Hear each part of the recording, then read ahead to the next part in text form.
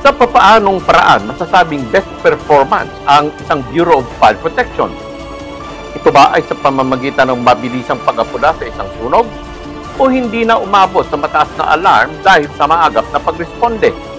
O dahil sa walang sunog na nangyari sa buong isang taon? Yan ang ating aalamin sa panayam kay Senior Fire Officer 1 Lordy Santos ng Bureau of Fire Protection San Jose sa ating ulat. Ako po, Marraro at your service, at ito ang ating special report. Paano nyo sinusukat yung performance ng inyong tanggapan? Is it sa sunog o walang sunog? Magandang tanong, Sir Mars, ano? Sa kaalaman po natin pong mga kababayan, kapag wala hong sunog sa isang municipality, best performing po ang fire station. Oh, how? Parang Bakit? medyo, simuron, Yan, parang baliktad. Bakit po? Kung papansinin ninyo, nakasulat po sa aming mission, we commit to prevent and suppress destructive fires. So, ano pong nauna?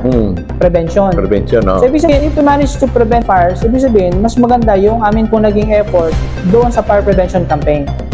Yun po yung aming iniiwasan, no? Sabi niya, ayaw nga natin magkaroon ng sunog, gawa ng ito ay destructive, no? It can cost us life and our hard-earned properties. Yes, no? Na mas mabigat kung sakaling lagi tayong magkakaroon ng sunog.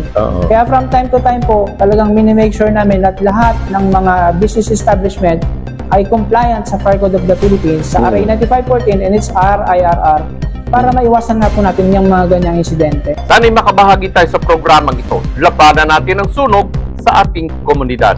Manatili pong nakasubaybay at tumutok para sa mahalagang impormasyon, komprehensibo at makatotohanang pagbabalita. Paki-like, follow and share at mag-subscribe na rin po sa ating YouTube channel. Ako po, Marraro at your service.